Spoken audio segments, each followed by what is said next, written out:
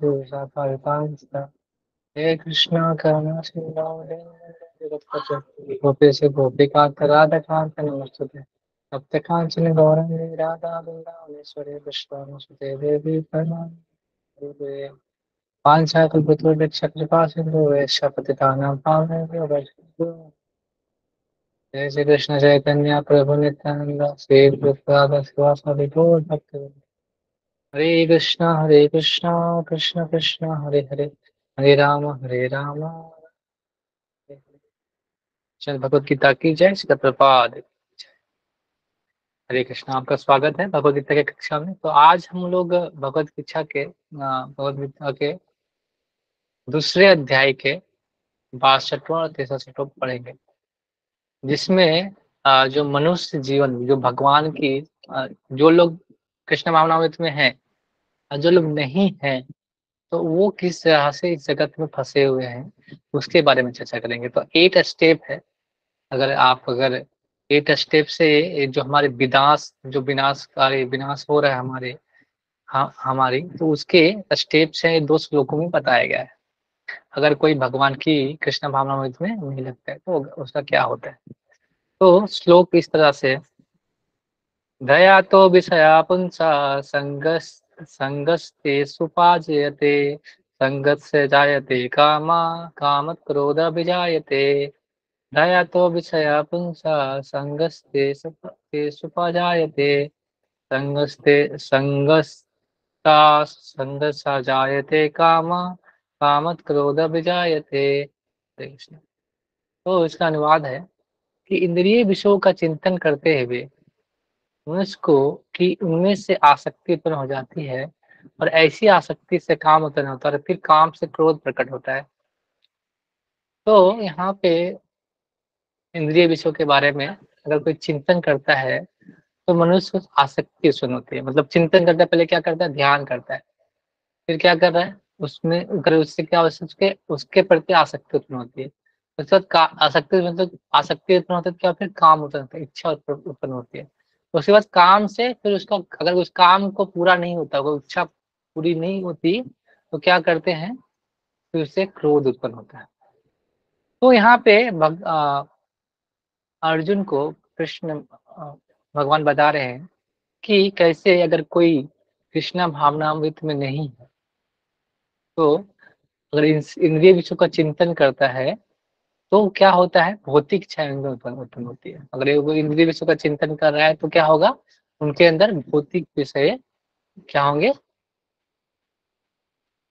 भौतिक विषय क्या करेंगे, भौतिक जो इच्छाएं उत्पन्न होती है। तो यहाँ पे सबसे पहले क्या प्रपाद लिख रहे हैं कि अगर कोई ये 4 स्टेप 8 स्टेप में आपके जो विनाशकारी जो विनाश होने वाला है आपका, अगर इस तरह से पालन करते हैं, अगर कृष्ण भावनामृत में नहीं होते हैं।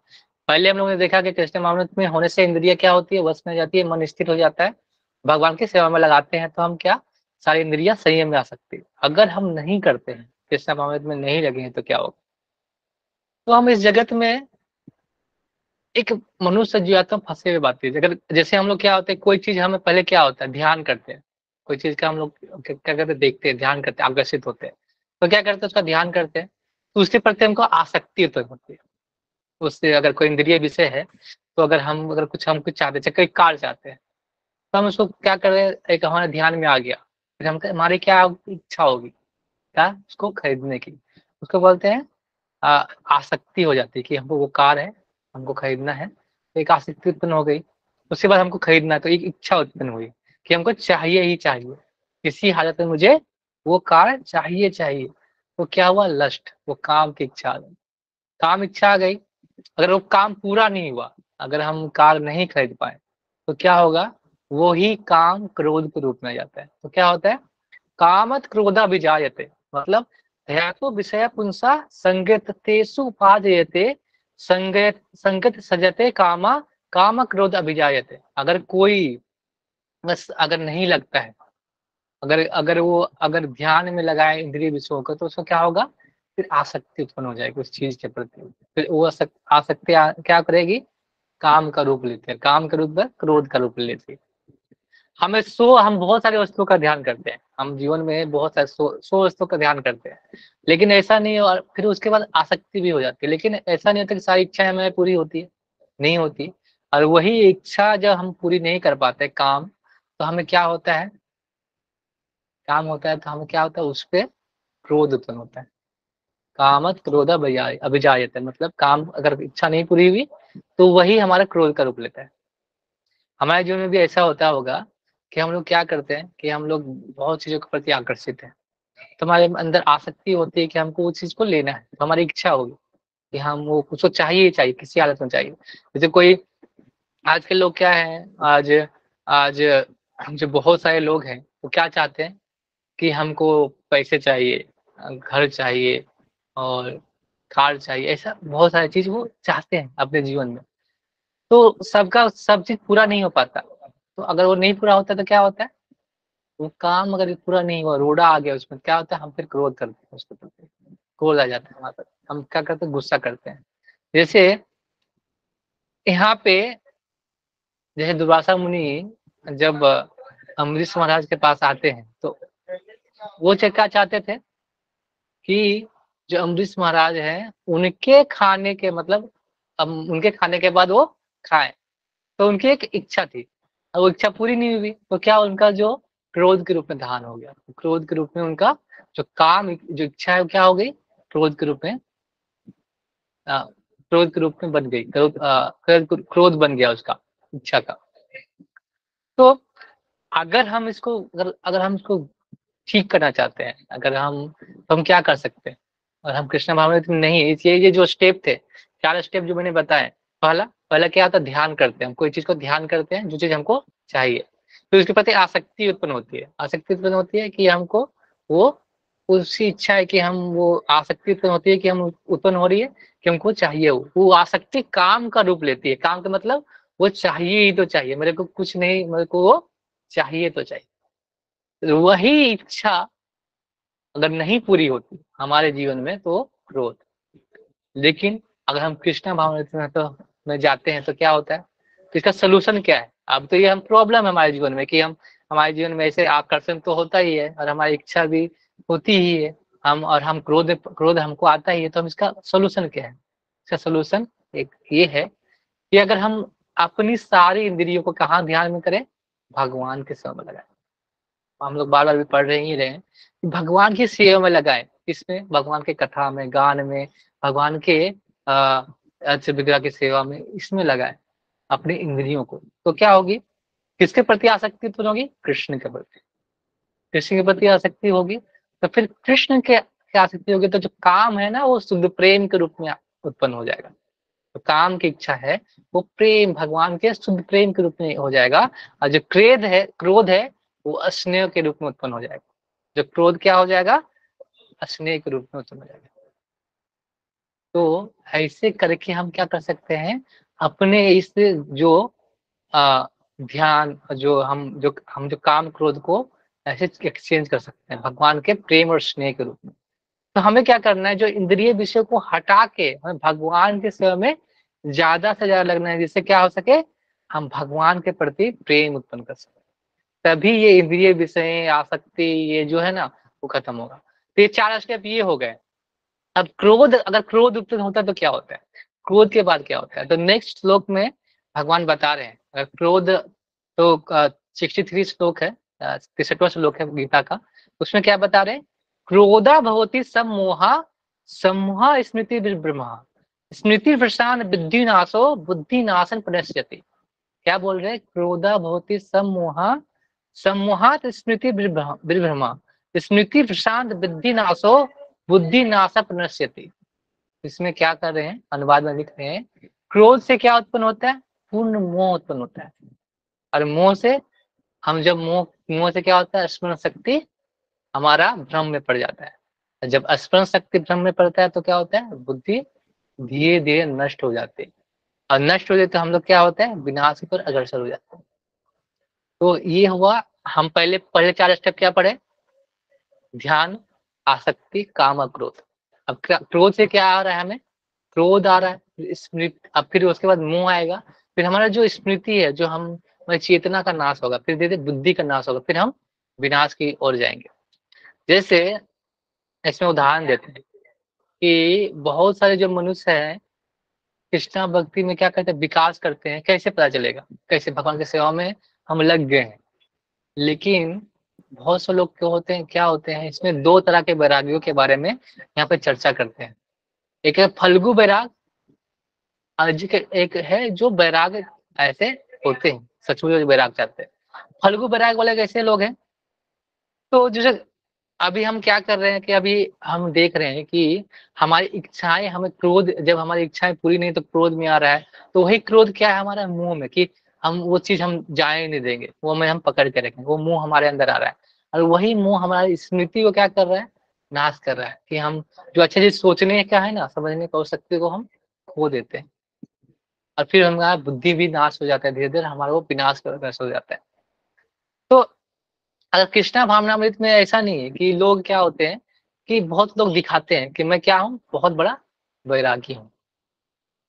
उसको बोलते हैं फल्गु वैरागी। फल्गु वैरागी मतलब दिखावा करते हैं। जैसे बोलते हैं कि हम ये चीज़ नहीं खाएँगे, थोड़ा हम तपस्या करेंगे, चलो हम तपस्या करेंगे, हम चलो अ, आज खाने में थोड़ा मतलब ये थोड़ा-सा हम लोग क्या करते हैं, वो ज़्यादा दिखाते हैं कि ऐसे करने का। तो लेकिन हम जानते हैं कि अगर हम वो चीज़ नहीं खाएँगे, लेकिन हमारे इंद्रिय विषय पहले से क्या है, उस टेस्ट को ले चुकी है। जो चीज़ हम लोग छोड़ना चाह रहे हैं, वो इंद्रिय विषय वो ले चुकी है। लेकिन हमारे भक्त क्या करते हैं, वैराग कैसे करते हैं? हम क्या करते हैं, भोजन बनाते हैं, अच्छा-अच्छा भोजन बनाते हैं। हम क्या करते हैं, किसके लिए बनाते हैं भोजन अच्छा-अच्छा? भगवान की प्रसन्नता के लिए। भगवान के लिए प्रसन्नता के लिए, भगवान के लिए प्रसन्नता के लिए बनाया भोजन। उसको फिर क्या करते हैं, भगवान को भोग लगाते हैं और फिर क्या करते हैं, उन्हें हम लोग ग्रहण करते हैं। तो क्या हो गया? इसको बोलते हैं युक्त वैराग। इसको क्या बोलते हैं? युक्त वैराग। तो युक्त वैराग मतलब कि जो चीज़ हमारे पास है, जो हमारे चीज़ है, वो क्या? भगवान की सेवा में लगाना। तो जैसे ये सारी जो इंद्रियाँ हैं, किनकी है? इनको कहाँ लगाना है? भगवान के सेवा में। तो ऐसे तो सब चीज़, जितना सारा चीज़ इस जगत में है, ब्रह्मांड में, वो किनका है? भगवान का है। तो भगवान खुद नहीं बोलते ना, अहम सर्वस्व प्रभुः। अब गीता में बोल रहे हैं कि मैं ही सब कुछ का मतलब मेरे से सारा कुछ उत्पन्न होते है ना? तो ये सारी चीज़ किसकी है? भगवान की है। तो भगवान को हमको क्या करना है? भगवान की सेवा में लगाना है। तो इसको बोलते हैं युक्त वैराग। हमको फालतू वैराग नहीं करना है। फालतू वैराग मतलब हमें दिखावा नहीं करना है कि वैराग है, कि हम कपड़ा एकदम पूरा ऐसे पहन रहे हैं, हम बहुत दिनों से मतलब हम क्या तेल मसाला नहीं खा रहे हैं, हम बिना नमक के खाना खा रहे हैं, हम बिन पानी में जी रहे हैं। तो ये क्या है? चलो ठीक है, कोई कोई बहुत तपस्वी हैं कर रहे हैं, लेकिन हम नहीं कर सकते। हम उतने लेवल नहीं कर सकते। हमें क्या करना पड़ेगा? जो चीज़ हमारे पास है, उसको दे, भगवान को भोग लगाओ, भगवान को दिखाओ, उसको अपने में ले लो। सारी चीज़, जो चीज़ हम कर रहे हैं, तो भगवान को अर्पित करो, और भगवान को अर्पित करो, फिर अपने ग्रहण करो। तो क्या हो गया? युक्त वैराग हो गया। तो युक्त वैराग करेंगे तो क्या होंगे हम? धीरे-धीरे हम हमारी जो चेतना, जो इंद्रियाँ संयमित होंगी। नहीं तो हम फिर क्या होंगे? अगर नहीं संयमित करेंगे तो फिर मुँह में पड़ेंगे। फिर वही हमारा बुद्धि नाश होगा। हम जो हमारे जीवन में, हम जो हमारे मन में, हमारी बुद्धि जो करवाना चाहेगी, मन हमारा जो करवाना चाहेगा, वो हमको करना पड़ेगा। तो यहाँ पे लिख रहे हैं उदाहरण के तौर पे, और बाद इसमें एक उदाहरण दे रहे हैं कि निर्विशेषवादी के अनुसार भगवान निराकार होने के कारण भोजन नहीं कर सकते, अतः वो अच्छे खाद्यों से बचता रहता है। किंतु भक्त जानता है कृष्ण परम भोक्ता है और भक्ति पूर्वक उन पर जो भेंट चढ़ाई जाती है, उसे वो खाते हैं। अतः भगवान को अच्छा भोजन चढ़ाने के बाद भक्त प्रसाद ग्रहण करते हैं, और इस प्रकार हर वस्तु प्राणवान हो जाती है और अधपतन की ओर कोई संकट नहीं करता। अभी बहुत से लोग, इंटरनेट में चल रहा है कि लोग बोलते हैं कि नहीं, एक एक है आचार्य, एक नाम, आचार्य नाम बताते हैं अपना, और क्या बोलते हैं, बोल रहे हैं अपने वीडियो में, बोलते हैं कि जो हम लोग जो भगवान को देख रहे हैं, ये हमारी कल्पना का रूप है बस। बोलते हैं कि हमने कल्पना की है भगवान की रचना करने की, इसलिए भगवान वैसे ऐसे दिखते हैं। तो ये वैसे लोग हैं जो अपनी कल्पना, जो ये होती है उसको बोलते हैं ना, मायावादी लोग जो मतलब कुछ भी अपनी जो विचारधारा से कुछ भी बोलते हैं। तो ऐसा नहीं है, हमारी कल्पना से नहीं है। भगवान हम जिस तरह से भाव करते हैं, भगवान हमें उस तरह से क्या करते हैं? आदान-प्रदान करते हैं। तो ऐसा नहीं है कि राम, कृष्ण और शिव शिव जैसे जो हमारे हैं वो काल्पनिक है, हमने बनाया है, ऐसा नहीं है। तो उन लोग को पता नहीं है। तो वो लोग क्या करते हैं, वो बोलते हैं कि नहीं वो एक मैंने इंटरव्यू में सुना था, उन्होंने बोल रहे थे कि जो हमारे अंदर निराकार रहेगा, हमारे अंदर मन में कुछ नहीं रहेगा, तो हमारे अंदर कुछ है हमारे अंदर कुछ अगर खालीपन रहेगा तो हम भी तब हम पूरा तरह से क्या हो सकते हैं? वैराग हो सकते हैं, ऐसा बोलते हैं।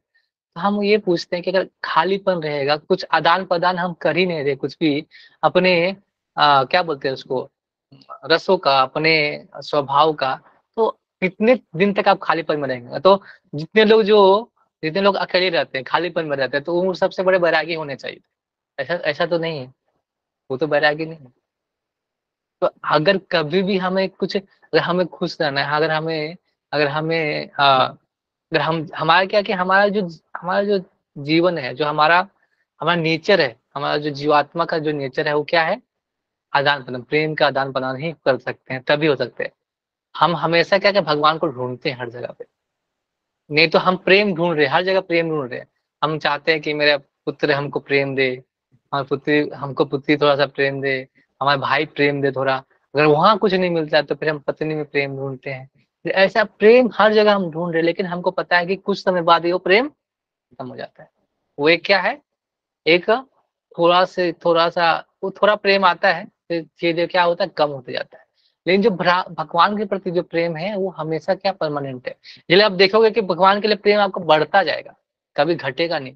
अब जितना ज़्यादा भगवान के बारे में सुनोगे, आपको बढ़ता जाएगा। लेकिन आप देखो, आप अभी हम रिलेशनशिप में होते हैं, रिलेशन में होते हैं, लेकिन क्या होता है, हम धीरे-धीरे क्या होते हैं, शुरू में हमारा प्रेम बहुत अच्छा होता है, मतलब हम बहुत अच्छे से बात करते हैं, सब कुछ अच्छे से चल रहा होता है। धीरे-धीरे क्या होता है, वो धीरे-धीरे हमारी इच्छाएँ बढ़ती जाती है, हमारे एक्सपेक्टेशन बढ़ते जाते हैं प्रेम का। फिर क्या होता है, वही क्रोध के रूप में आता है। वही क्रोध फिर क्या होता है, फिर हम लोग उसको साथ छोड़ देते हैं। ये प्रेम फिर खत्म हो जाता है।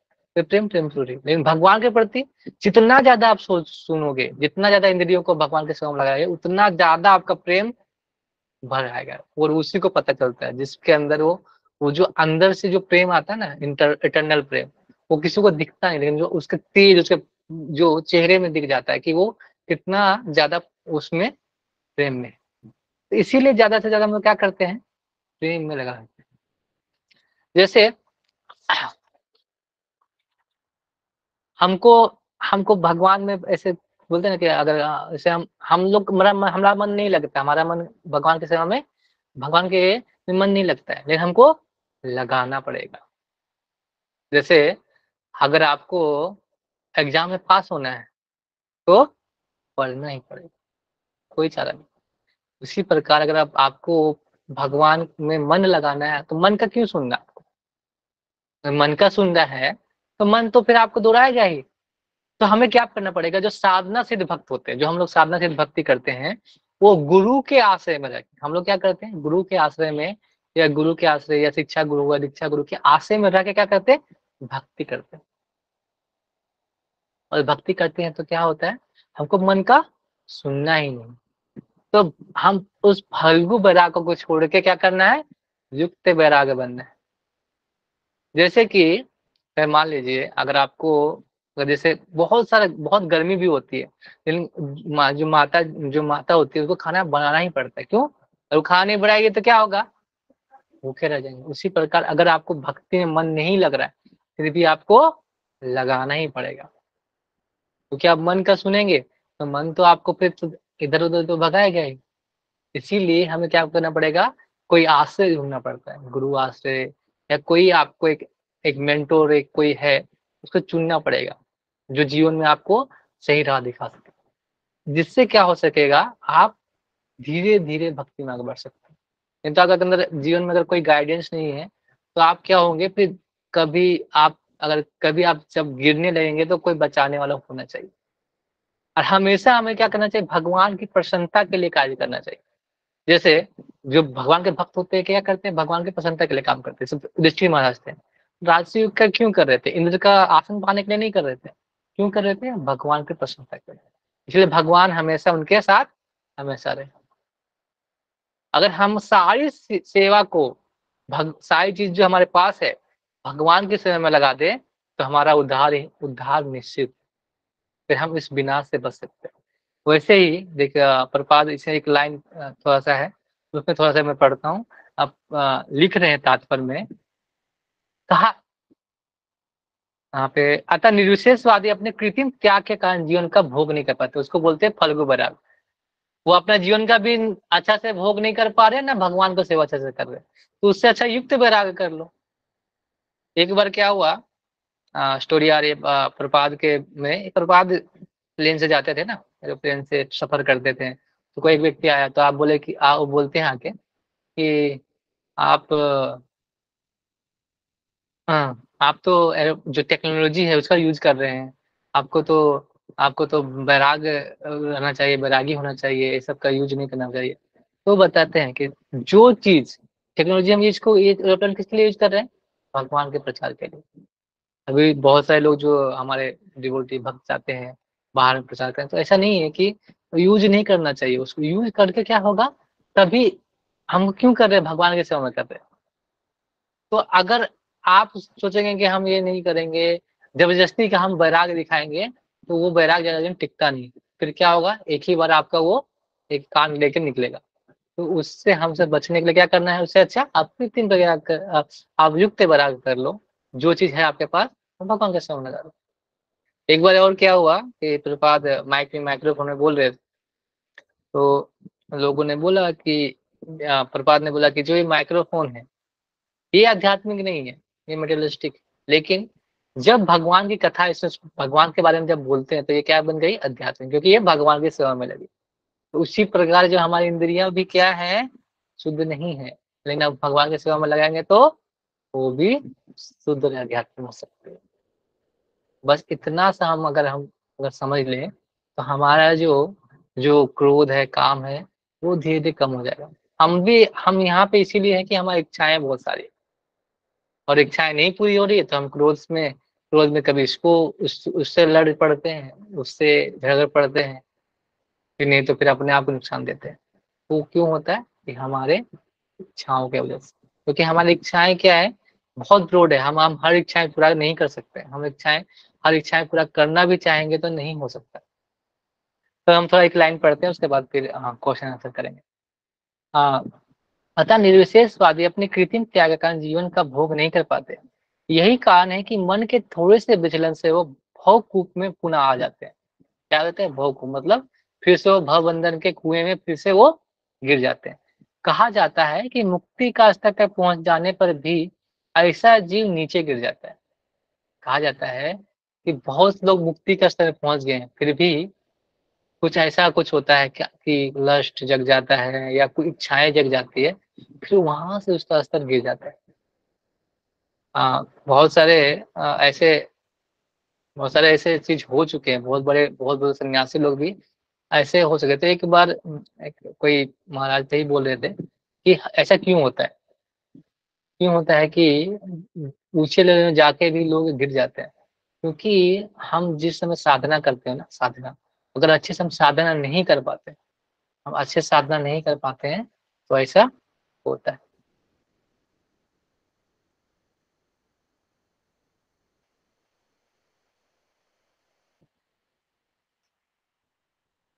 हरे कृष्ण, थोड़ा सा आगे अभी नेटवर्क, अभी आवाज आ रहा है सबको, हाथ खड़ा कर सकते हैं ऐसे ओके। वो नेटवर्क थोड़ा वो चला गया था। तो हम कहा थे कि कोई अगर सन्यासी के बहुत सारे लोग हैं ना गिर क्यों जाते हैं, क्योंकि हमारे साथ उस समय हो सकता है प्रैक्टिस अच्छे से नहीं की हो, जो हम लोगों की जो प्रैक्टिस है वो उस स्तर पर ना हो। हम किसी के लिए नहीं, हमारे साथ भी हो सकता है कि अगर हम अच्छे से साधना नहीं करें तो हम भी वैसे स्तर पर फिर से जा सकते हैं, फिर से दोबारा हम पास्ट में जा सकते हैं। तो हमें क्या करना पड़ेगा, साधना में पूरा दृढ़ होना पड़ेगा, डिटर्मिनेशन होना पड़ेगा। और कहा जाता है क्योंकि उसे भक्ति का कोई आश्रय नहीं मिलता। और बहुत से जो निर्विशेषवादी हैं उन लोग इसलिए गिरते हैं क्योंकि उनके पास आश्रय नहीं है कोई। हमारे पास आश्रय है कि हम गिरे भी तो हमारे गुरु महाराज है, गुरु है, हमारे शिक्षा गुरु है, तो वो क्या करते हैं, हमें गाइडेंस करते हैं। तो हमें जीवन में ऐसे एक मेंटोर चाहिए कि हम किसी उसे फ्रेंकली बोल पाए, कि हम पूछ पाए उस, जिससे हम उसका सोल्यूशन निकाल सकते हैं, जिससे हमारा जीवन सहज रूप से आगे बढ़ा सके, भक्ति में भी और मटेरियल लाइफ में भी जरूरत होता है, आध्यात्मिक लाइफ में जरूरत है। मैं जो आध्यात्मिक और मटेरियल दोनों को लेना चाहते हैं तब भी एक गुरु की जरूरत पड़ती है। तो आप अपने जीवन में ऐसा कोई आप गुरु चुनिए जिससे आप बात करें, जिससे आप शेयर कर सके बात, और उनसे गाइडेंस लेके आप अपनी भक्ति और जो मटेरियल दोनों लाइफ को आप अच्छे तरीके से चला सकें। एक आप एक पट्टी को अगर आध्यात्मिक लाइफ में भी अच्छा करना चाहता है तो भी गुरु चाहिए, अगर अगर मटेरियल लाइफ में करना चाहता है तो भी चाहिए। हमें प्रयास यही है कि हम इंद्रिय विषयों को जितनी चीजें हैं उसको भगवान को सेवा में लगाओ और अपना उद्धार करो, बस यही हमारा लक्ष्य होना चाहिए। हरे कृष्ण। किसी का कोई सवाल?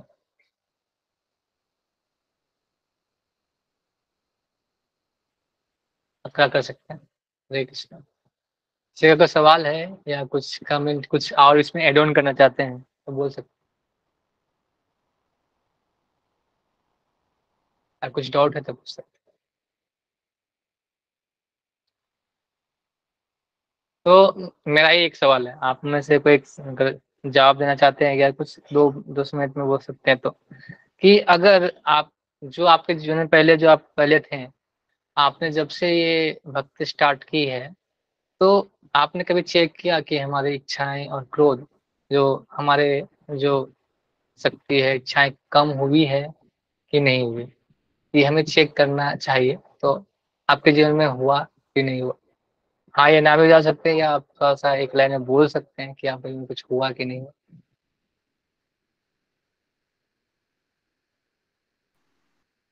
हरे कृष्णा प्रभु जी, यस। धन्यवाद प्रणाम। हाँ धन्यवाद, बोलिए। आ, भक्ति में आने के बाद मेरे को ये पता चला ना कि जो मेरा मुझे गुस्सा बहुत ज्यादा आता है, छोटी छोटी बातों पे गुस्सा आ जाता है। और हम्म मैं ना जवाब बहुत जल्दी दे देती थी। लेकिन अब मैं, हम्म जब बहुत ज्यादा आउट ऑफ कंट्रोल हो जाता है ना, तब जाके मैं बस थोड़ा सा बोल पाती हूँ, मैं ज्यादा नहीं बोलती हूँ।